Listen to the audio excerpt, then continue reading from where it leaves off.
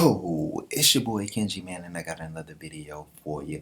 In this video, we're going to be talking about the Kanki Conspiracy, or as you guys know, the the whole thing about him being a traitor of Quinn and going to Yon and being the reason why Sai had an attempted assassination on his life. And also, I'm going to talk about this battle that we're having right now. And I'm going to give a prediction of how I think this battle is going to end. It seems like you just don't know, but I came up with a good idea on what is going to happen. But before that, I'm going to tackle this whole Kanki conspiracy thing. And I know I did a video on Kanki where I broke it down. I gave you the history, but I want to get more in depth with this. And what I want to tell you is that there are two different stories, two different sides. And one of the stories is about how Kanki betrayed Quinn. And the other one is about how he lost. Both of the stories are about his loss to Roboku. But the difference is what he does afterwards. The first one, he betrays Quinn. The second one, he comes back and enters in a battle with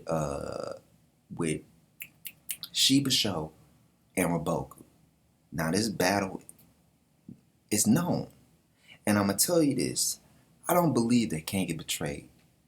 And the reason why is because a lot of historians, a lot of Chinese historians, wrote about Kanki being a traitor just because they wanted Ozen to be the #1 general of China, because that's how good Kanki was. That's how great Kanki was. A lot of historians don't want that. They like, man, we with Wang Jian, we with Ozen.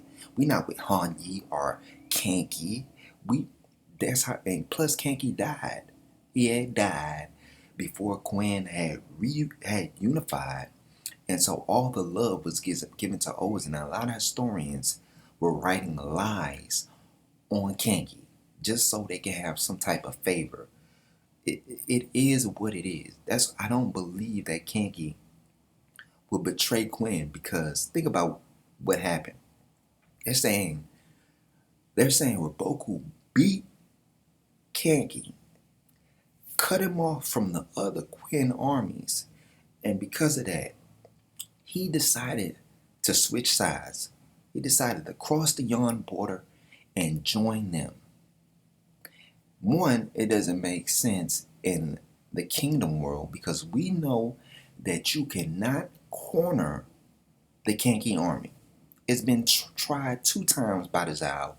The Kesha army tried to corner his army. They scrambled, went in all directions, couldn't chase him down. Killed a couple, but you didn't get the whole army. And they came back and burnt down your fortresses that you had built on the Kokuyo Hill. And the second time was when he was facing the Zhao army. I forgot the general name, the one that he killed. And he executed those 100,000 man army. Remember, they were chasing down Kanki army. They thought, oh shit, we about to kill these guys. It froze. Oh, we about to kill these guys. But what happened?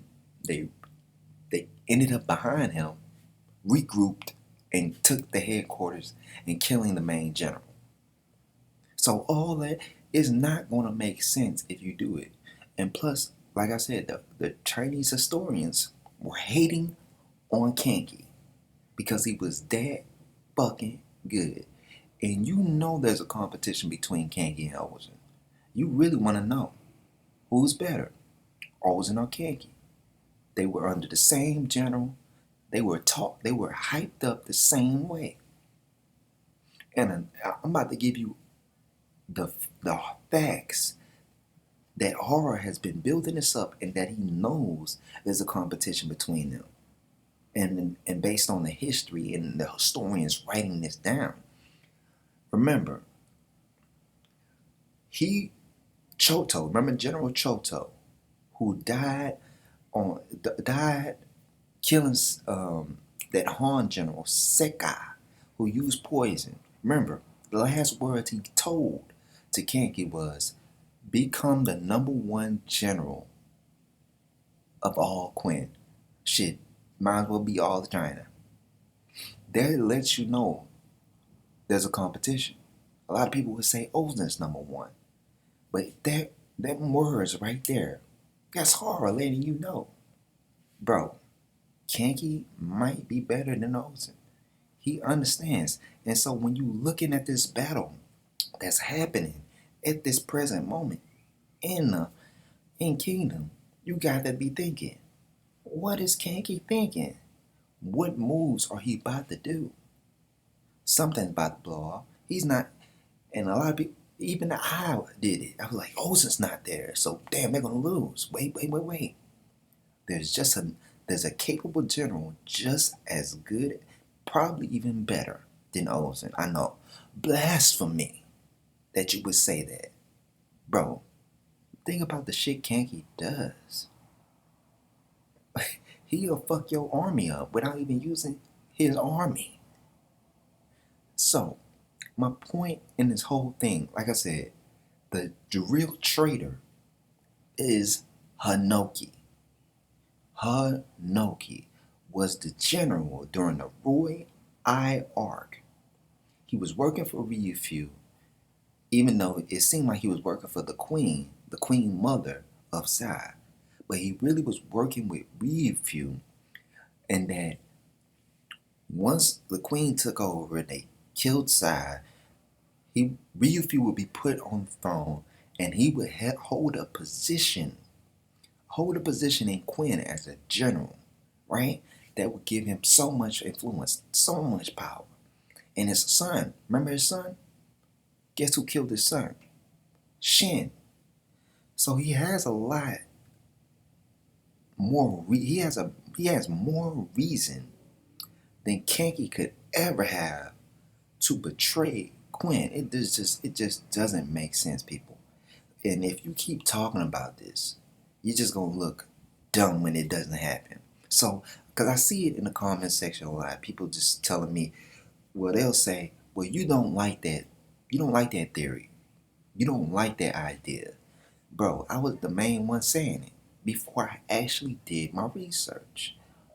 And once I did my research, I said, you know what? It wouldn't have made sense for Kanki to do some stuff like that. So why would this historian from China write that? It's because he was a fucking hater, bro. He was a hater. And he was riding Ozen's nuts. He was riding his nuts like a squirrel. Right? And now it is what it is. But we gotta get this whole idea that Kanki is a traitor. He's one of the most loyal soldiers. I know it don't seem like that, but he is one of the most loyal soldiers in Quinn, right? He, deep inside, he's having a battle. He's like, man, I used to be this goddamn barbarian type guy who just killed people. But now he has purpose. Quinn gave him that purpose. And now he has a king worth fighting for. One that's not playing games. One that will pull up with another army and kill your army even though you're working for him. He's not playing no games. Why would Kanki ever betray Sai when he know it? Okay, I go to Yarn. I'm going to hide there for a couple years. And then he decides to kill himself. I'm going to give my head so you can assassinate my previous king that I have no beef with. It don't make no logical sense, people. You can't make this seem logical. You can't make this make sense at all. That's why horror didn't go down that route, because even he said this shit don't make no sense. Alright? The moment we seen Hanoki in the Roy I arc, I'm telling y'all, the moment we saw that guy in this story was the moment you should have came up with in your mind. That was the moment where you needed to go, who is this Hanoki guy? And who is he in real history? Let me look him up. Oh, that's Fuki. Fuki was the guy that gave his head away so an assassin can get close to Sai, give his head to Fuki. Nobody knows who Fuki is. They don't know if he's a soldier. All they know was Quin Shi Hong or Sai didn't like that motherfucker, and he was willing to allow another person to get close to him, which he never allowed, because he always had his head on a swivel. He didn't want to die. He didn't want to get assassinated. He got betrayed so many times by his mother, family members, brother. Come on, just everywhere. And so this one time he allowed somebody to get close to him because he thought they were giving him a gift of his enemy's head. The motherfucker tried to kill him. And he was running all around. He was like, oh God, my sword. And it was no guards in there because you couldn't have weapons or in there at all. So imagine that. Hanoki is in the Royal High Arc. Immediately you have to think, Kanki's not the traitor. If this guy is in this manga, he is not the traitor. And I've talked about this in my Kanki overview, the character overview. But a lot of times people just skim over that. They don't really be listening. Not everybody. Not the true Kingdom fans, but some people are not listening, right? And some people just don't want to be spoiled. And I'm thinking like, all right, I dare you.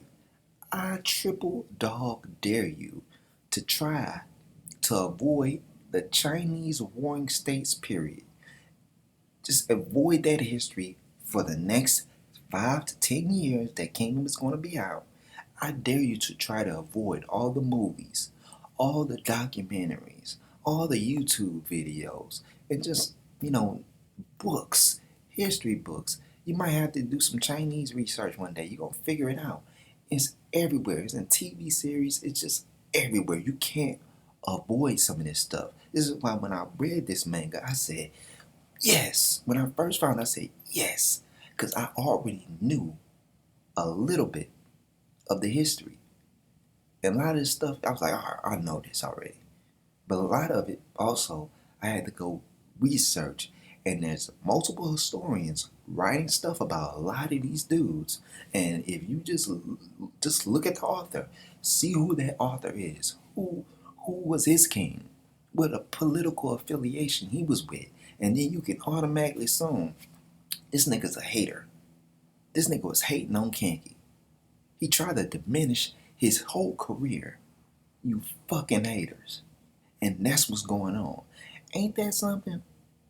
That something thousands of years old, somebody, a hater, wrote something about Kanki. And now, in this day, we are arguing whether it happened or not. Just because a hater who didn't have the facts, just was hating. And now is being discussed again in a manga influenced by the real history of the Warring States period. Ain't that something? That's how bad haters can get. This is why sometimes when you hear some of the bad things that some of these people in the past have done, you have to really go back. You have to really go do your research and say, who wrote that about them? Who wrote that about them and why did they say it? And most times you're going to find out shit wasn't real. Some hating ass motherfucker who was in competition with that person wrote that about him, and now you got some crazy person in your face telling you about a person who died thousands of years ago, and they're telling you that that person was a monster. He was a killer. He killed a whole bunch of people. And it's not even true if you actually do the research. You'll go into it and you'll realize, damn, all this is being said about one person. There's no proof. It's just some person in the past who wrote something down, and now everybody's taking it as fact. It's the same shit we do now. Somebody writes an article, has no basis in fact. It gets leaked on the internet or however they post it up, and now people's repeating it, and it goes all over the internet, and people think it's true now. Watch out for that. It's happening right here in Kingdom. So, yo, I just explained everything, man. So dead the shit. Dead it. And if you want to know how Kanki dies, I'm about to spoil it. Kanki dies in the battle between Shibasho and Roboku. It's one of the only battles where Shibasho is talked about in history. He's only talked about in one battle. And it's the only battle you get to see of him. This is why horror doesn't show him, because like they don't show him no battles because he only is in one battle. The one that I found of him. I'm sure he had multiple battles, but it wasn't worth writing down. So let's talk about this present battle that we're having right now with Roboku bitch ass, right? I came to the conclusion that, I was thinking like I can't predict what's gonna happen. And I was thinking like, why can't I predict what's gonna happen? Why can't I have a good sense of how this battle is going to end? And I believe that this battle is going to be interrupted. It's going to be interrupted by some major move that Roboku or Kanki is going to make. Now, I could come up with my assumptions, but Roboku, if you think Roboku just sent out, just is only about the numbers, right? You're like, okay, he got double the men of the Queen Army. But I said this. Remember that city that they took? That is their chain. You know what I'm saying? Their chain of resources. You always have to have a chain of resources for your army, right? You can't have somebody cutting that off and you know not being able to reach your camp again.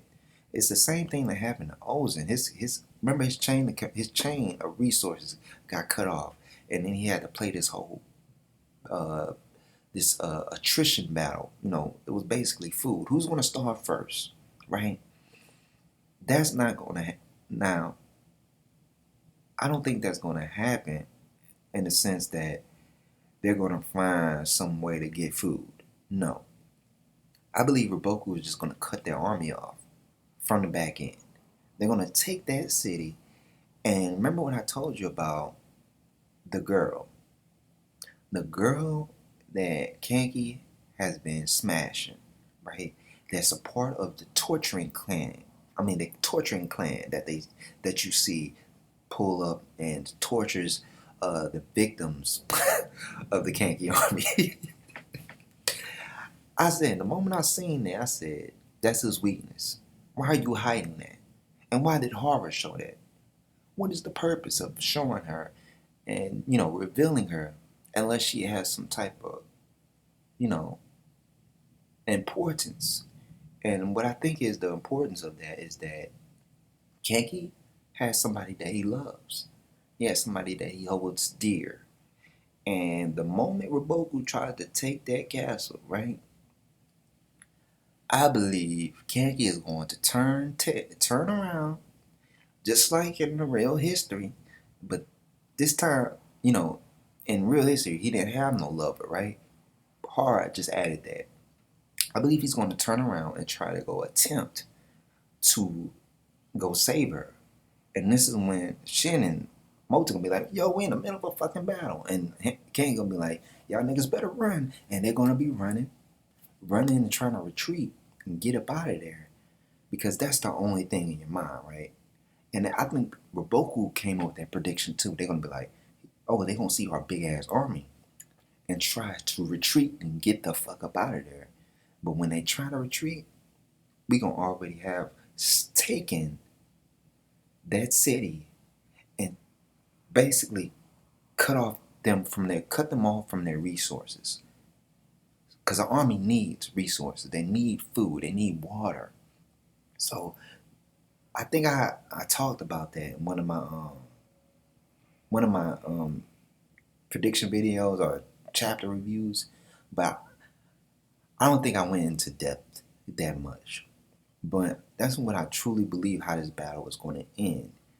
It's no way they're going to just look at the Queen Army. I mean, look at the Hashin unit and the Gakugai unit. They're getting fucked up. How many more generals did we see? How many more waves can there take? Bro, the best thing they can do is probably knock back that first wave, knock it back, and try to push and get the fuck up out of there. It's not worth it no more. It's a L. Take your L and get the fuck up out of there. So that's pretty much for the video. Appreciate all the support, all the love. I just got to let people know you gotta stop putting that information out there. You gotta stop. Don't put that in the comments no more. I'ma just start deleting you, because what you're doing is you're spreading that hate. I'm telling you, a hater wrote something about Kanki, and now you're repeating it over and over again, and we need to make sure that shit stops now. No more Kanki hate, because that's all it is. It's Kanki hate. You probably don't see it as Kanki hate, but a hater said that shit about him. And now when you bring it up in the comment section, and somebody who doesn't even know real history, or he doesn't know that that's not true, he's going to start saying it. And now that shit's going to go around the kingdom fandom, and people are going to speak about it. Even though I know this whole thing in it, I know this is not something that's going around the whole kingdom fandom, but this is for the normies. The normies should not ever hear about this. They should never ever walk into an article that's saying that Kanki was a traitor, because it's 100%. I believe it's 1,000% not true. It's just not true, people. It's not true. But other than that, it's a wrap. It's your boy Kenji. Subscribe, comment, like, share, do all the thug dizzle. I'm out.